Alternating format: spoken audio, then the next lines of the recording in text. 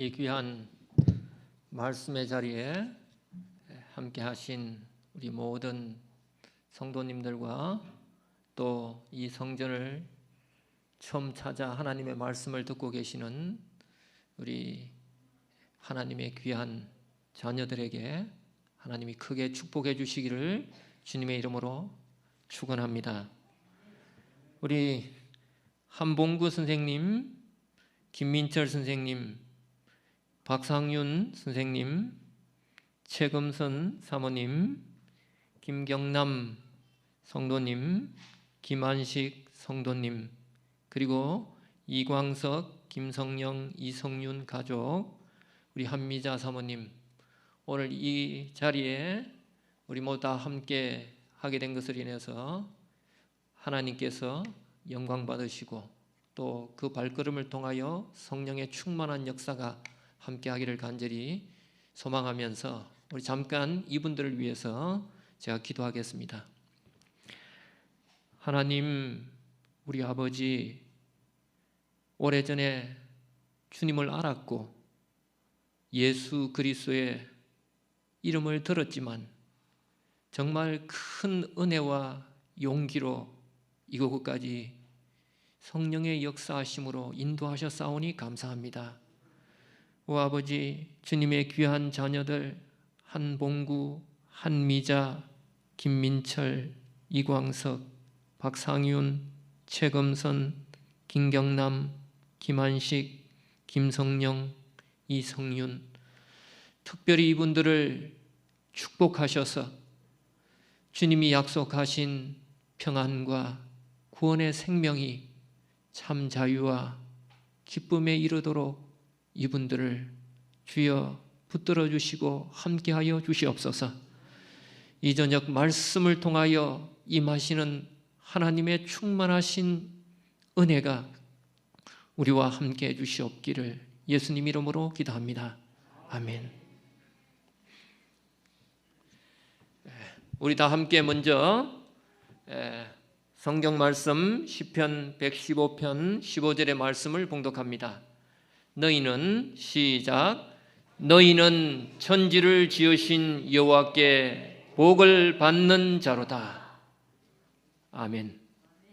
이 말씀을 보면 복을 받을 자로다 라고 말씀하지 아니하시고 복을 받는 자로다 라고 말씀하셨어요.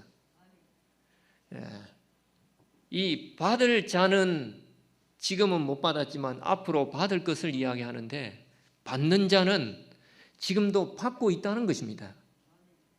우리가 때로는 깨닫지 못할 뿐 하나님은 우리와 함께 항상 동행하십니다.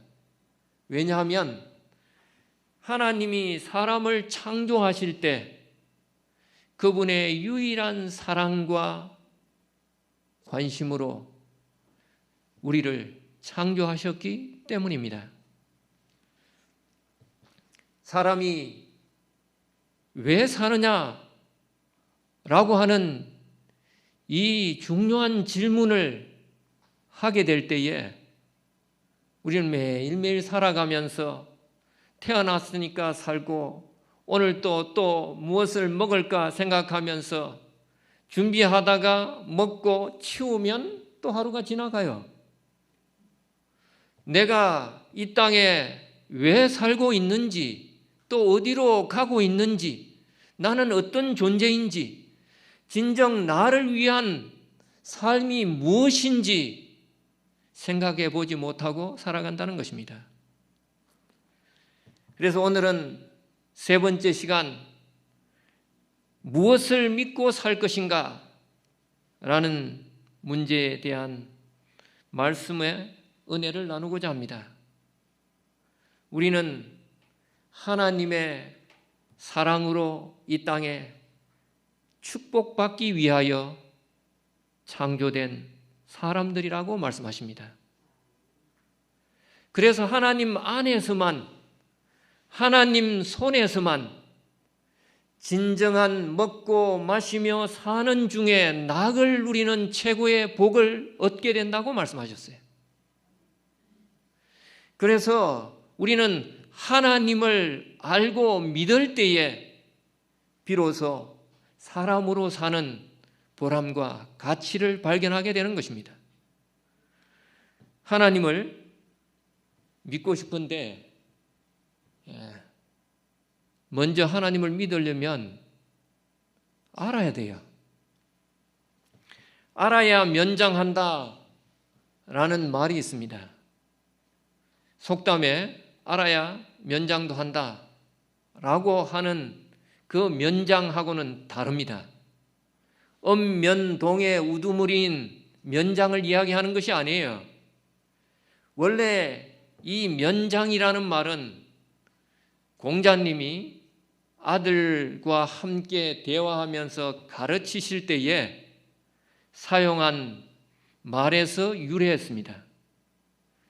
그 뜻은 뭐냐 하면 아들이 좀 열심히 배우고 익혀서 그의 삶이 제대로 행복하게 든든하게 살아가도록 권면하는 말 가운데 내가 만약 알지 못하면 너무 마치 벽 담장을 마주 대하듯 답답한 처지에 서게 될 것을 이야기하면서 부지런히 열심히 배워야 면장을 이루게 되는데, 다시 말하면 담장에 가로막혀 마주보는 것과 같은 처지를 면하게 되는데, 그래서 배워야 한다는 것입니다. 여기서 면장이 줄어서 면장이 되었어요. 다시 말하면 알아야 면장한다라는 이 말은 우리가 제대로 올바로 알 때에 우리의 답답한 처지와 형편을 피하고 극복해서 지혜롭게 살아갈 수 있다는 뜻이 그 속에 들어있다는 것입니다.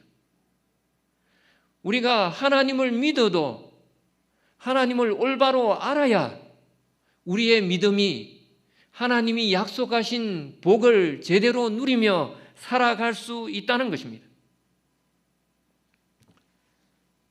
어느 부인이 남편에게 이야기했습니다.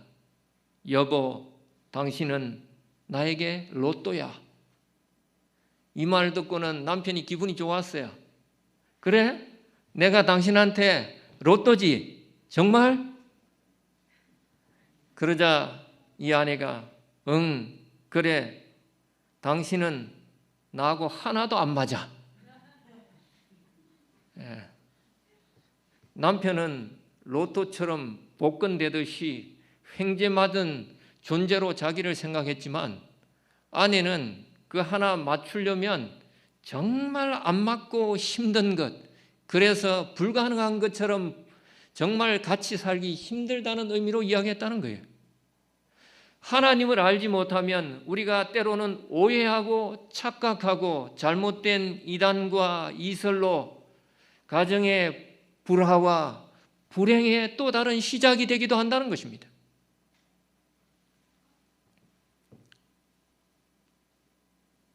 우리가 하나님을 알고 싶고 하나님을 올바로 믿고 싶은데 하나님이 눈에 보입니까? 안 보입니까?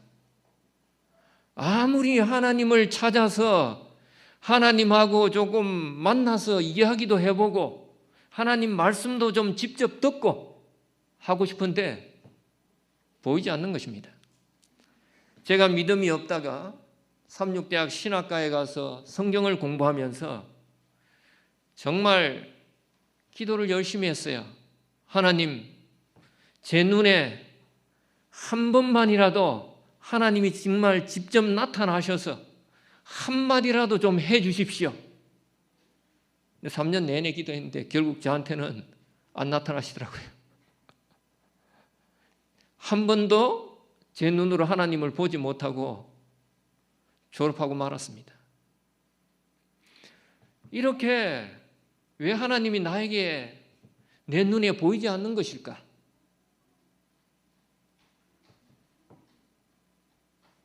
성경은 죄를 품은 죄인이 하나님을 보는 순간 그 죄로 말미암아 소멸된다고 말씀하셨어요.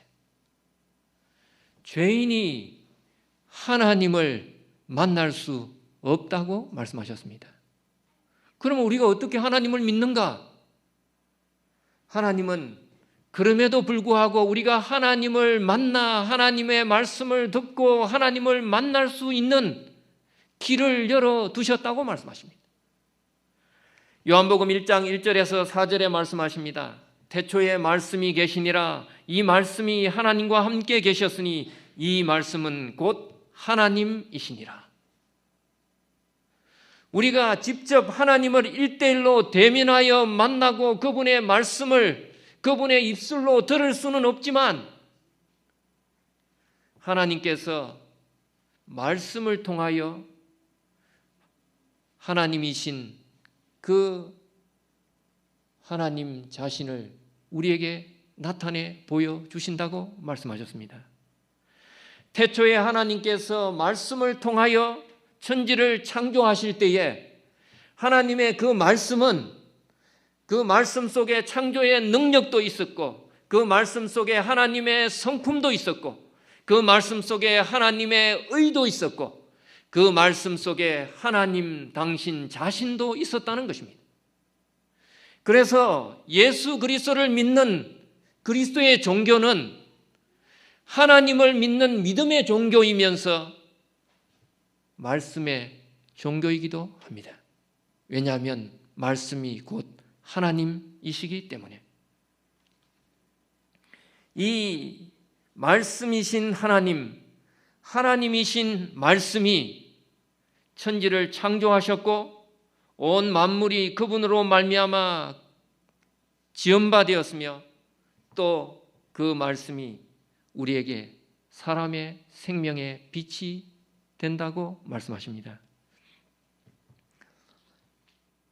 히말라야 산을 등정하는 높은 봉우리에 오르는 등산가들은 혼자 그 산을 오를 수가 없어요. 그래서 사람들이 대부분 다 이 산에 오르기 전에 그 히말라야 산을 잘 알고 있는 고산족 안내자를 구합니다. 그 안내자의 이름이 뭐냐면 세르파라고 하는 특별한 고산 등반 가이드 직업을 가진 사람들이에요. 근데 원래 이 세르파라는 이 이름은 히말라야 인근에 살고 있는 고산족의 민족의 이름이었습니다. 그런데 에드먼드 힐러리 경이 이 최초로 히말라야 산을 등정하기 위하여 준비하면서 자신의 힘으로는 길도 모르고 또 등반을 위하여 준비해야 될 많은 짐들도 홀로 그 모든 짐을 감당해서 올라갈 수 없기 때문에 그 고산족 가운데 도와줄 안내자를 구했습니다. 그 안내자 이름이 텐징 노르게이예요. 이 두 사람이 함께 짐을 나눠지고 그곳에 태어나고 자라고 이미 몸이 적응되어서 높은 산에 올라가도 신체적인 큰 변화와 고통이 따르지 않는 이 고산족의 특별한 자질을 가지고 안내를 따라 최초로 이 히말라야를 등정하게 된 것입니다. 그때 이후로 히말라야를 등정하는 등산가들을 안내하는 직업에 종사하는 이 고산족들을 전부 다 세르파라고 부르기 시작했다는 것입니다. 우리가 하나님을 향하여 나아가는 그 길은 어쩌면 히말라야를 오르는 것보다도 때로는 불가능해요. 죄인이 하나님을 만날 수도 없고 그 하나님의 말씀을 그분의 입술을 통하여 들을 수도 없기 때문입니다. 그래서 하나님은 말씀을 통하여 임하시고 그 말씀 속에 하나님의 약속과 권능과 능력 그분이 가진 성품과 의를 주셔서 우리가 하나님의 자녀로 그분의 한 부분이 되게 하셨다는 것입니다. 그 일을 위하여 우리에게 주신 이 말씀, 그것이 바로 우리에게 하나님의 이르는 믿음을 주는 하나님의 말씀인 성경이라는 것입니다. 성경이 여러분 왜 성경이라고 생각합니까?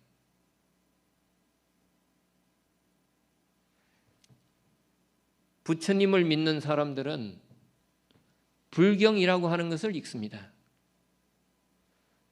부처님의 말씀이 있는 불교의 경전이에요. 유교를 숭상하는 사람들은 사서 삼경이라는 것을 읽습니다. 유교의 기본 가르침이 들어있는 귀한 책을 그분들은 그렇게 부릅니다. 그런데 하나님을 믿는 사람들은 말씀이신 하나님께서 우리에게 주신 하나님의 거룩한 경전, 성경을 우리에게 주셨다는 것입니다. 오직 이 하나님의 말씀만이 성경이라고 불린다는 것입니다. 거룩한 하나님의 경전이라는 뜻입니다. 성경만이 거룩한 경전이에요. 왜냐하면 거룩하신 하나님이 이 성경 속에 하나님의 거룩한 말씀으로 임하시기 때문입니다. 그래서 우리가 하나님을 믿는 믿음은 이 하나님의 말씀을 들을 때에 믿음이 생긴다고 말씀하셨어요. 그리고 그 말씀은 하나님이신 그분이 말씀이 되셔서 우리 가운데 임하신 바로 예수 그리스도를 통하여 우리에게 주신 것이라고 말씀하십니다. 만약 아무리 믿음이 좋아도 내가 아무리 하나님을 찾아서 열심히 믿는다고 믿어도 하나님께서 주신 거룩한 이 하나님의 말씀에 맞지 아니하면 우리의 믿음은 하나님의 축복은 고사하고 우리의 믿음이 오히려 잘못된 길로 사망에 이르게 될 것이라고 말씀하십니다. 과연 이 성경이 믿을 만한 것인가? 미국의 대통령들은 우리 이 화면에 나온 것처럼 오바마 대통령을 비롯해서 모든 대통령들은 대통령 취임 선서를 할 때 내가 미국의 대통령으로서 앞으로 어떻게 할 것인지, 행동할 것인지, 나라를 다스릴 것인지에 대한 맹세를 바로 이 성경에 손을 얹고 이렇게 맹세합니다. 왜냐하면 이 성경이 하나님의 거룩한 말씀이기 때문에, 이 말씀이 곧 하나님이시기 때문에 이 성경 위에 손을 얹고 미국의 대통령으로서 내가 앞으로 내 임기 동안 하나님 앞에 부끄럼 없는 통치를 하겠다는 서약인 것입니다. 2기 대통령 취임식에도 똑같이 성경에 손을 얹고 이렇게 선서했어요. 심지어는 미국의 달러에는 뒤쪽에 보면 이런 글이 있습니다. In God we trust. 미국에는 돈에다가 우리는 하나님을 믿습니다 라는 글을 새겨 넣었어요. 돈을 볼 때마다, 돈을 셀 때마다 항상 우리는 하나님을 믿습니다, 우리는 하나님을 믿습니다 라는 글들을 보면서 그들은 살아간다는 것입니다. 미국의 28대 대통령 우드로 윌슨은 하나님의 말씀인 성경을 읽으면 그 말씀이 하나님의 말씀인 것을 알게 된다라고 고백했습니다. 미국의 가장 존경하는 대통령 아브라함 링컨도 성경은 하나님이 사람에게 내리신 최상의 선물이다 라고 말합니다. 잘 아는 목사님 한 분이 어린 시절 부산에서 살면서 정말 고생하면서 사셨어요.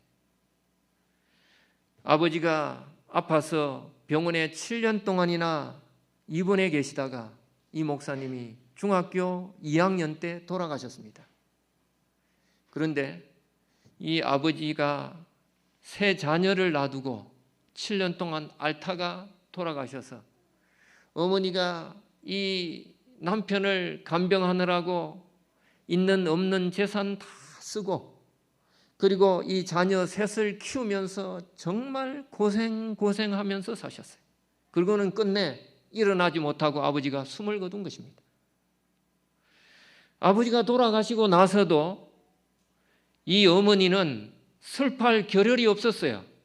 왜냐하면 자기가 당장 움직여 나가서 돈을 벌어야만 이 세 자식을 키우고 공부시키고 할 수 있기 때문에 밥 한 끼 제대로 먹이지 못하고 좋은 학교를 보낼 수 있는 형편도 되지 못해서 정말 가난하고 궁핍하게 살면서 살아갔다는 것입니다. 하루는 이 목사님이 방을 청소하다가 우연히 엄마의 일기장을 보게 되었어요. 이 엄마가 쓴 일기장을 보면서 문득 그 글을 읽고 싶다는 생각이 들었습니다. 그래서 하던 일을 제쳐놓고 그 엄마의 일기장을 읽기 시작했어요.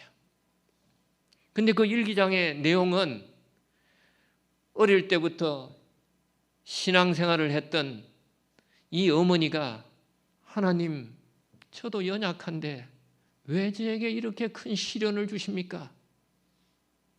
라는 것이 첫 번째 내용이었습니다. 두 번째 내용은 아니 그렇게 아파서 7년 동안 고생했으면 일어나서 나하고 우리 자식들한테 힘이 되어줘야지. 그렇게 고생만 시키고 남긴 거 다 써버리고 죽어버리면 나는 어떡하라고 이 자식들은 어떡하라고 그렇게 가버립니까? 라는 남편에 대한 원망이 있었습니다. 세 번째로는 이 어머니는 그럼에도 불구하고 언제나 이 어린 세 자식을 위하여 엄마로서 쓰러지지 않도록 힘을 달라고 기도하면서 자기의 마음을 날마다 새롭게 하는 자기 자신을 위한 다짐의 글들이 있었다는 것입니다. 이 엄마의 일기장을 보면서 지금은 목사가 된 이 아들은 엄마가 얼마나 고생하는지 그리고 나를 얼마나 사랑하는지를 알게 되었다는 것입니다. 성경은 바로 우리에게 하나님이 나를 위하여 얼마나 애쓰고 애달파하며 나를 위하여 눈물로 호소하며 사랑하는지 우리에게 말씀해 주고 계십니다. 그래서 이 성경은 시작부터 끝까지 참 창세기부터 요한계시록까지 하나님의 많은 말씀들이 있지만 이 성경을 한 단어로 요약한다면 바로 우리를 위한 하나님의 사랑이라고 말씀하셨습니다. 아프리카 원주민 마을을 관광 간 한 서양 사람이 있었습니다. 허름하고 낡고 보잘것 없는 것처럼 보이는 그 원주민 마을에 한 기퉁이의 나무 아래에서 나이가 지긋한 한 노인이 초라한 행색으로 성경을 읽고 있었습니다. 그것을 보면서 서양에서 삐까뻔쩍하게 화려하게 살고 스스로 똑똑하고 잘난 사람으로 이런 아프리카까지 구경을 온 이 사람은 그 나이 많은 원주민 노인을 향해서 말했습니다. 아니 요즘 이 시대에도 그 구닥다리 성경을 읽고 계시느냐고. 그러자 그 말을 들은 이 원주민 노인이 고개를 들고는 그 서양인을 향해 만약 내가 지금 성경을 읽지 않고 예전처럼 살았다면 당신은 오래전에 내 밥이 되어 내 뱃속에 있었을 것입니다. 왜냐하면 이 동네는 아프리카의 식인종 마을이었어요. 그런데 그 식인종 마을에 선교사가 들어와서 그 식인종에게 자신의 목숨을 바쳐 죽어가며 그들의 입에 들어가는 음식이 되면서도 하나님의 사랑을 전하고 성경을 전해 그들이 변하고 회심해서 그리스도인이 되었고 그리고 하나님의 말씀을 사랑하는 사람이 되었다는 것입니다. 성경은 이처럼 참으로 하나님의 말씀입니다. 모든 성경은 하나님의 감동으로 기록되었기 때문에 교훈과 책망과 바르게 함과 의로 교육하기에 유익하니 이는 하나님의 사람으로 온전케 하며 모든 선한 일을 행하기에 온전케 함이니라. 어떻게 성경이 하나님의 살아있는 말씀이라는 것을 우리가 알 수 있습니까? 이 성경에는 하나님께서 직접 3,800번 이상이나 여호와께서 가라사대 예수께서 말씀하시기를 하나님께서 이 말씀을 하셨다라는 기록과 표현이 3,800번 이상이나 있다는 것입니다. 그러면서 베드로후서 1장 20절 21절에는 성경에 나오는 예언은 언제든지 사람의 뜻으로 낸 것이 아니요 오직 성령의 감동하심을 입은 사람들이 하나님께 받아 말한 것입니다.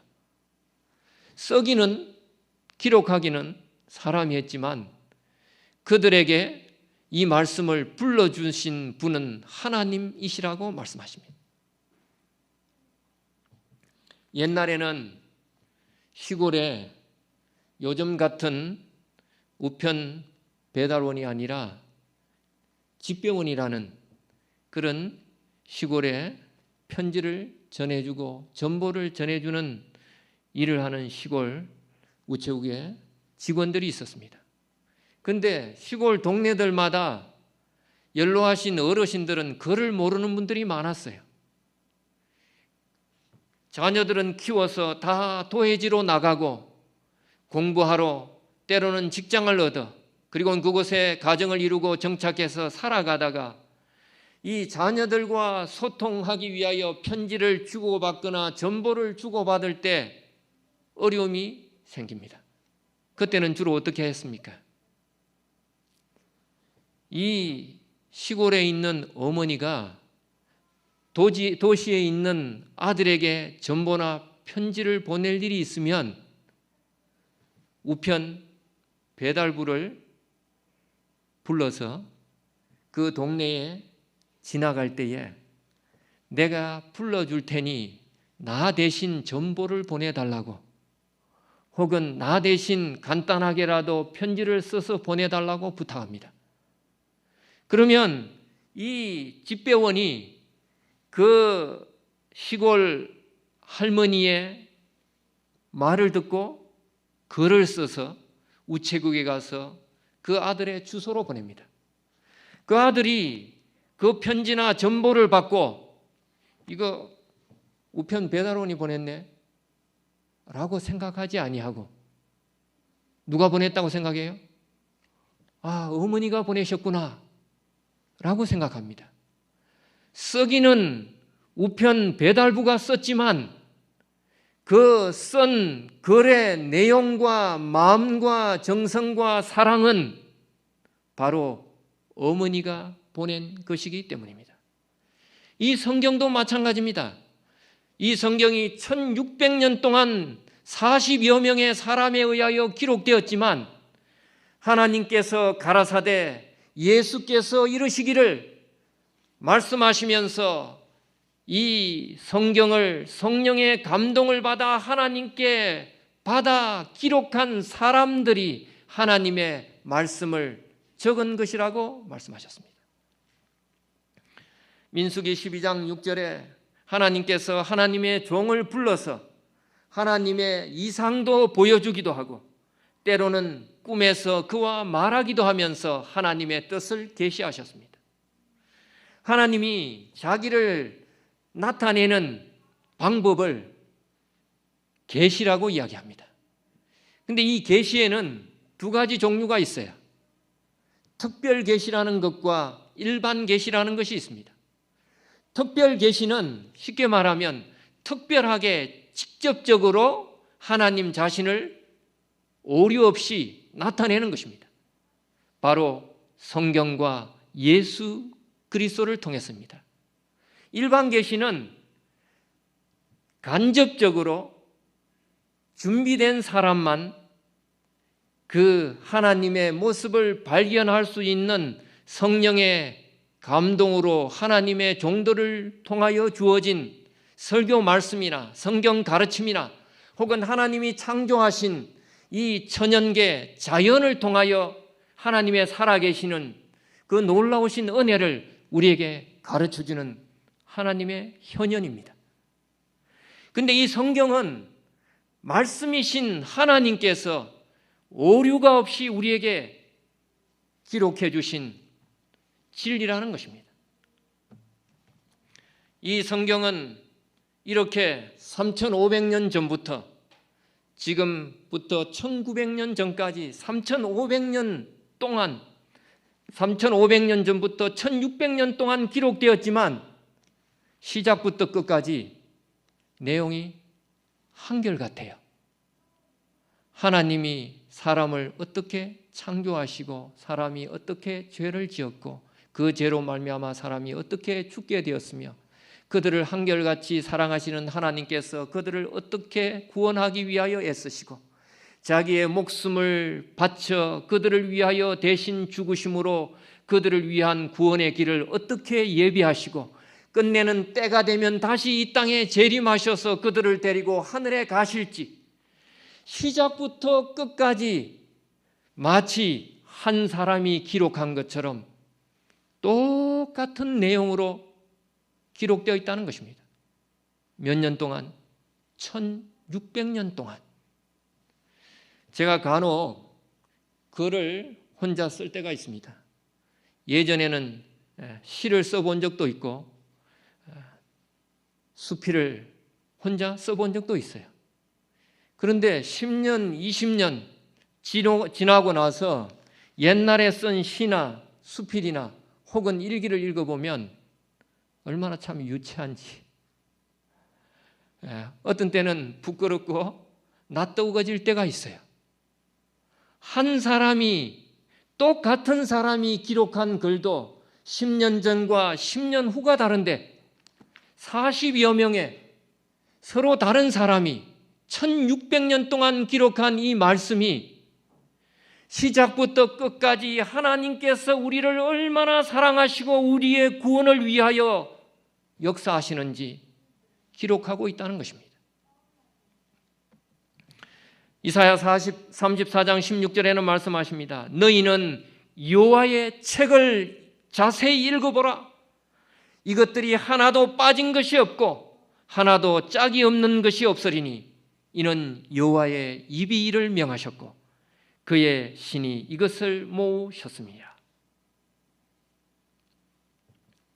이 성경 가운데 3분의 1 정도는 하나님의 이상과 예언으로 이루어져 있어요. 자, 예언이 무엇입니까? 예언은 장래에 일어날 일을 미리 알려주시고 보여주신 것이 예언이에요. 그런데 이 성경 가운데 그와 같은 예언이 3분의 1 정도가 된다는 것입니다.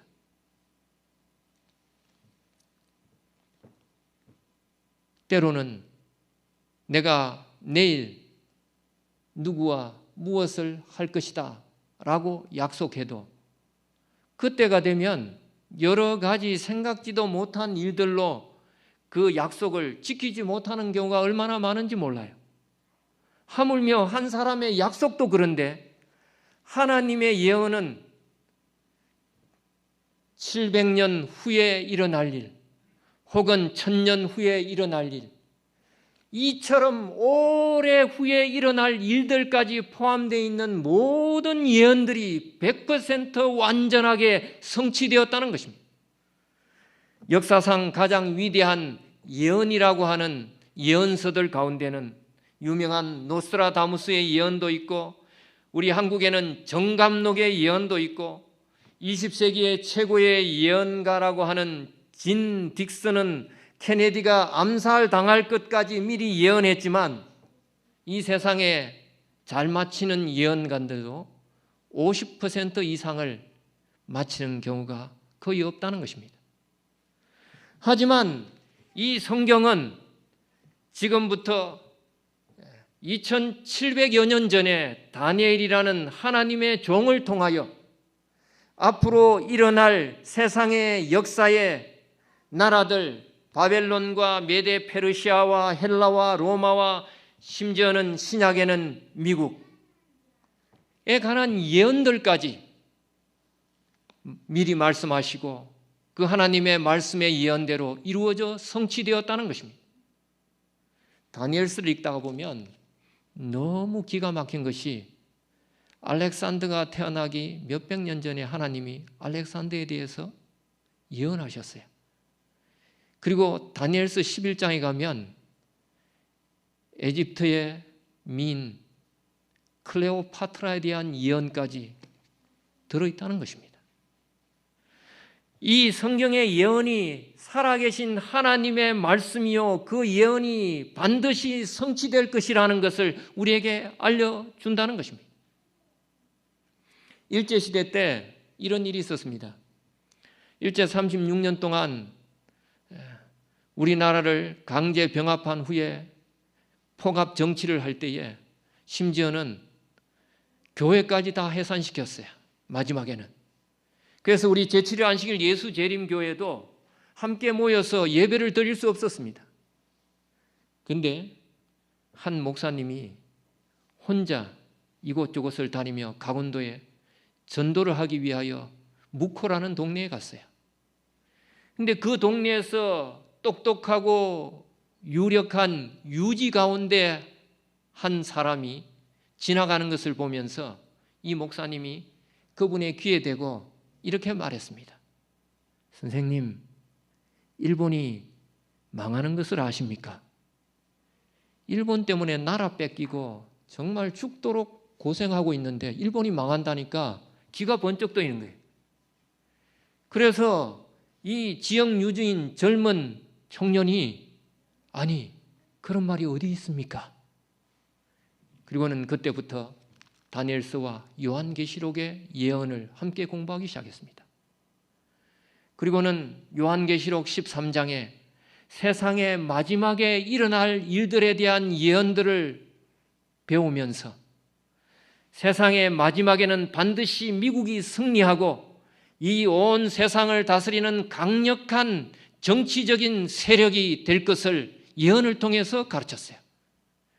이 젊은 청년이 이 성경을 배우고 회심하고 나중에 목사가 되었습니다. 그분이 바로 김관호 목사님이시에요. 성경의 예언은 하나님의 살아계심을 우리에게 이야기하고 있습니다. 마태복음 2장 1절부터 4절에 보면 동방 박사들이 예루살렘에 나타났어요. 유대인의 왕이 태어난다는 하늘의 별들을 보면서 우리가 이곳까지 왔느냐? 유대인의 왕이 어디서 나시느냐? 그때 이 이스라엘을 다스리고 있던 유다의 헤롯 왕이 율법을 공부하던 서기관들과 제사장들을 모아서 메시아 되신 예수 그리스도가 어디에 태어나는지를 물었습니다. 그리스도께서 어디에서 나시느냐? 그러자 이들이 말했습니다. 구약 성경 지금부터 약 2700년 전 우리가 살고 있는 이 시대로부터 그들이 예수님 태어나기 700여 년 전 미가 선지자가 유다 베들레헴에서 메시아 되신 예수 그리스도께서 태어나십니다 라고 기록되어 있습니다 라고 말했다는 것입니다. 그래서 이 동방 박사들이 베들레헴으로 찾아가 예수님께 경배했어요. 성경은 예언의 책입니다. 하나님의 예언의 권능이 이 성경 속에 역사하기 때문입니다. 그리고 성경 안에는 많은 과학이 나타나 있습니다. 성경을 읽다가 보면 창세기 17장에 하나님께서 아브라함과 언약을 맺으면서 그 모든 아브라함의 후손 가운데 남자는 할례를 받으라 라고 말하면서 태어난 지 8일 만에 할례를 행하라 말씀하셨어요. 1년 365일, 날들이 얼마나 많은데 평생을 살아가면 왜 하필이면 태어난 지 8일 만에 하나님께서 반드시 할례를 행하라고 하셨는가? 사람들은 그 영문을 알지 못했습니다. 그런데 1964년 미국의 한 의학협회지에서 사람이 태어나서 평생을 살아가면서 엄마의 태중에 있을 때는 엄마에게서 모든 것을 물려받고 살다가 태어나면 그때부터는 자기가 스스로 자기의 몸에서 만들어내서 살아가는데 태어나자마자 그의 몸에 피를 먹게 하는 비타민 K로 생성되는 응혈소가 20%, 30% 이렇게 점차적으로 올라가다가 태어난 지 8일이 되면 응혈소가 수치가 110까지 올라간다는 사실을 발견했어요. 그래서 태어난 지 8일 만에 칼을 대고 할례를 행하면 피가 제일 빨리 먹고 통증도 느끼지 않는다는 사실을 발견하게 된 것입니다. 성경에는 역사가 있고 문학이 있고 하지만 그 가운데는 이처럼 과학적인 놀라운 이야기가 나온다는 거예요. 성경에 나오는 많은 놀라운 과학적인 사실들을 성경은 이렇게 기록합니다. 지금부터 3500년 전에 욥기 28장 25절에는 바람에도 가벼움과 무거움이 있다. 경중이 있다. 다시 말하면 바람에도 무게가 있다는 것입니다. 그런데 사람들은 1643년 토리첼리가 이것을 발견하기 전까지는 바람에 무게가 있다는 사실을 아무도 몰랐다는 것입니다. 욥기 36장 27절 28절에는 3500년 전 욥을 통하여 물이 그냥 눈에 보이는 곳에만 존재하는 것이 아니라 이 물이 가늘게 하늘로 올라갔다가 그것이 안개가 되고 다시 그 안개가 비가 되어 땅에 떨어져 돌고 도는 순환한다는 사실을 성경은 3500년 전에 이미 기록했어요. 그런데 이 세상은 17세기 프랑스의 마리오프가 비로소 물이 순환한다는 사실을 발견했습니다. 지금부터 3500년 전 성경 레위기에는 질병을 예방하기 위하여 병이 있는 자의 옷을 빨고 물로 몸을 씻으라 라고 말씀하셨어요. 요즘은 코로나 때문에 정말 열심히 소독을 하거나 손을 씻는데 옛날 사람들은 심지어는 수술을 해도 해산을 해도 손을 씻지 않았습니다. 그래서 애 놓다가 세균 감염이 되어서 정말 많은 사람이 죽어갔어요. 왜 아이를 낳다가 이렇게 많은 아이들이 죽어가는가라고 생각하고 이 문제를 해결하기 위하여 애쓰던 세델 바이스라는 오스트리아 의사가 1840년도에 비로소 우리 눈에 보이지 않는 세균과 바이러스가 있어서 반드시 몸을 깨끗이 손을 깨끗이 씻은 후에 아이를 해산하고 수술을 해야 안전하고 건강하다는 사실을 그때서야 비로소 깨닫게 되었다는 것입니다. 성경 3500년 기록된 민수기에는 모든 문둥병 환자와 유출병이 있는 자와 죽음으로 부정케 된 자를 진 밖으로 내어보내어 격리하라고 말했습니다. 조금 이상이 있는 사람은 사람들하고 함께 머물러 거하지 못하게 하라는 것입니다. 그런데 사람들은 중세시대 때 14세기까지 병이 걸려도 사람을 따로 격리해야 하는 걸 몰랐어요. 그래서 패스트, 흑사병이 왔을 때에 격리시키지 않고 죽은 시신과 병든 자와 건강한 사람이 다 함께 뒤죽박죽으로 섞이는 바람에 이 병 하나로 600만 명이 죽음에 이르렀습니다. 격리만 했어도 얼마나 많은 사람이 살아날 수 있는데 요즘은 참 얼마나 철저하게 격리합니까?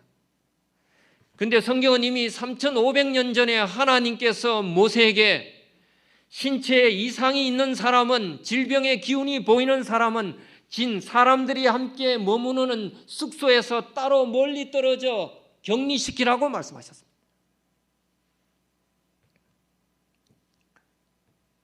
그리고 하나님은 모든 생물은 피가 그 생명과 일체이기 때문에 육체의 생명은 피에 있다고 말씀하셨습니다. 그런데 사람들이 얼마나 어리석었는지 옛날 사람들은 몸이 아프면 오히려 몸에 나쁜 피가 있어서 그렇다고 생각하면서 피를 빼야 산다고 생각했어요. 그래서 미국의 초대 대통령 조지 워싱턴은 왜 죽었는지 아십니까? 1799년 12월 14일 새벽에 이 조지 워싱턴 장군이 열이 심하게 났어요. 그래서 그 열이 나는 것을 낮추기 위해서 농장 관리원이 와서 피를 뽑았습니다. 그리고는 여전히 열이 떨어지지 않자 그 당시 유명하다고 하는 의사 제임스 크레이크 박사와 다른 2명의 의사가 와서 2번에 걸쳐서 또 피를 뽑았어요. 그래도 정상이 호전되지 않고 열이 떨어지지 않자 또다시 피를 뽑았습니다. 피를 자꾸 뽑으니까 어떻습니까? 나중엔 피가 거의 나오지 않아요. 그리고 결국은 이 조지 워싱턴은 죽고 말았다는 것입니다. 그런데 이미 3,500년 전 성경은 우리 육체의 생명이 피에 있기 때문에 피를 함부로 다루지도 말고 그것을 먹지도 말라고 말씀하셨어요. 성경은 욥기를 통하여 이 지구가 공중에 매달려 있다고 말씀하셨습니다. 욥기 26장 7절 하나님은 땅을 공간에 다시며 하나님이 궁창으로 해면을 두르시고 잠언 8장 27절에는 말씀하셨어요. 그런데 옛날 사람들은 어떻게 생각했습니까? 지구가 중심이고 태양이 지구를 중심으로 돈다고 생각했어요. 그런데 1543년이 되어서야 비로소 코페르니쿠스라는 이 폴란드의 과학자가 태양이 도는 것이 아니라 지구가 태양 둘레를 돌고 이 지구는 우주의 공간에 공전하는 별이라는 사실을 발견했다는 것입니다. 그리고 그 이후에 갈릴레오가 다시 한번 망원경을 통하여 지구가 둥글다는 사실을 발견했어요. 수평선에 보이지 않던 배가 점차 멀리서 땅과 가까워질 때 보이는 것은 평평하지 않고 둥글다는 사실을 증명하다는 것을 그가 증거했습니다. 하지만 그것으로 말미암아 이 갈릴레오는 종교 재판으로 죽을 뻔하기도 했습니다. 아이작 뉴턴은 1666년이 되어서야 지구는 서로를 끄는 만유 인력이 있다는 사실을 발견했어요. 하지만 하나님은 우주에 매달린 별들이 서로를 잡아당기는 힘을 가지고 매달려 있다는 사실을 성경에 이미 3,500년 전에 이야기했다는 것입니다. 고대 바벨론, 이집트, 인도, 이 땅에 존재하는 세상의 모든 문명들은 지구가 중심이요, 그 지구를 중심으로 세상이 돌아간다고 생각했지만 성경은 지구는 이 공간에 하나님이 매달려 창조해 놓으신 특별한 창조물이라는 사실을 말씀하고 있다는 것입니다. 그러므로 하나님께서 만드신 이 온 우주 만물을 보면 우리는 하나님의 살아계심을 느낄 수 있는 것입니다. 그리고 그 모든 것을 우리에게 말씀하시는 하나님의 거룩하신 말씀이 바로 이 성경이라는 것입니다. 이 성경을 읽으면 그래서 우리는 놀라운 기적을 경험할 때가 있어요. 죄로 말미암아 사악해 보이는 끔찍한 죄인이 마음을 돌이켜 회심하고 새로운 사람으로 변화되는 것을 볼 때도 있습니다. 1963년 10월 19일 강원도 인제에서 끔찍한 일가족 살인 사건이 일어났습니다.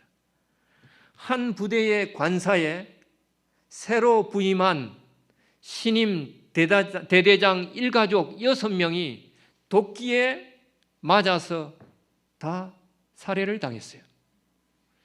그런데 이 살인 사건을 조사하다 보니까 그 부대에 상병으로 근무했던 고재봉이 바로 이 대대장을 죽이고 도망간 것이었습니다. 사정을 알고 보니까 참 딱한 처지였어요. 이 고재봉은 부모 없이 여동생과 함께 열심히 살던 착한 청년이었습니다. 그런데 나이가 되어서 어쩔 수 없이 군에 입대하게 되었어요. 결혼을 약속하고 만나던 아가씨도 있었지만 이 대한민국에 태어났기 때문에 군대에 입대해서 군복무를 마쳐야 하는 것입니다. 그리고는 이 부대에 근무하게 되었어요. 근데 이 대대장이, 당시 대대장이 이 고재봉을 이런 일 저런 일 험한 일을 다 시키면서도 제대로 먹이지도 않고 학대하고 괴롭히는 일들이 일어났습니다. 그래서 때로는 나무 장작을 패서 관사를 데우고 또 필요한 잡일들을 하면서 열심히 도왔지만 항상 이 고재봉은 배가 고팠어요. 먹을 것이 부족했습니다. 그래서 하루는 그 관사에서 먹을 것을 좀 훔쳤어요. 근데 그것을 본 가정부가 이 대대장한테 일러준 것입니다. 이제 일을 마치고 부대에 돌아왔는데 그 다음날 아침에 헌병대가 이 고재봉을 붙잡으러 왔어요. 그리고는 부대장의 관사에서 도적질을 했다는 제목으로 영창에 보내 군사법정에서 7개월형을 선고받았습니다. 감옥 안에 들어가 있는데 이 고재봉이 얼마나 화가 나는지 몰라요. 내가 그렇게 열심히 자기를 위해서 봉사하고 도왔는데 그것 좀 먹었다고 나를 이렇게 감옥살이를 시키고 이제 감옥에서 나가도 평생 동안 전과자라는 이 낙인 속에서 살아야 하는 자기 자신의 처지와 형편을 생각할 때, 그리고 그 와중에 사랑하는 애인도 그의 곁을 떠나고 말았어요. 복무를 끝내고 이제 부대에 복귀할 때에 그동안 복수심에 불타올랐던 이 고재봉은 도끼를 들고 그 집에 들어가서 6명 일가족을 어린 아이까지 다 죽여버린 것입니다. 그리고는 도망갔어요. 근데 나중에 보니까 자기를 그렇게 괴롭히던 부대장이 아니라 그 부대장은 얼마 전에 부대를 떠나고 새로 이제 이 부대에 부임한 얼마 안 되는 신임 대대장 일가족 6명을 아무런 죄도 없는 이 사람들을 고재봉이 죽인 것입니다. 도망다니다 드디어 한 사람의 신고로 고재봉이 붙잡혔어요. 그리고는 사형이 언도되었습니다.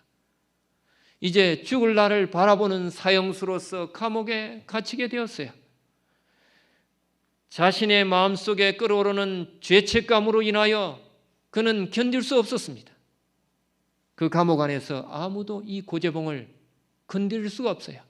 때로는 자해하고 때로는 사람들과 부딪혀 죽기 살기로 그들을 괴롭히면서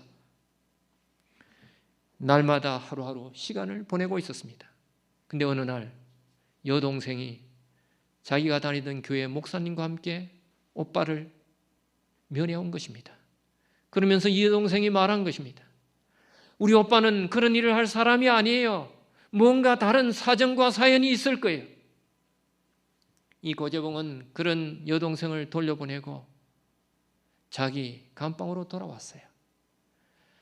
함께 온 목사님이 준 성경을 받았지만 들어오자마자 자기의 감방에다가 성경을 집어던졌습니다. 그리고는 쳐다보지도 않았어요. 며칠이 지났습니다. 할 일도 없고 무료에 좌우를 둘러볼 때에 자기가 집어던져 버려뒀던 성경이 눈에 들어왔어요. 그리고는 성경을 펼쳤습니다. 그런데 그 성경, 그가 펼친 성경에 바로 십자가에 매달린 예수 그리스도와 그와 함께 십자가에 매달린 강도에 대한 말씀을 그가 보게 되었습니다. 그리고는 예수님이 그 강도를 향하여 우편에 내가 오늘 나와 함께 낙원에 있으리라 이 말씀을 읽는 순간 그의 마음을 울렸어요. 나 같은 죄인이라도 죽을 수밖에 없는 사형수라도 예수 그리스도를 믿으면 내가 천국에 갈 수 있구나. 그리고는 그때부터 처음부터 끝까지 성경을 읽기 시작했습니다. 그리고는 그가 회심하고 돌이켜 예수 그리스도를 믿는 그리스도인이 되었어요.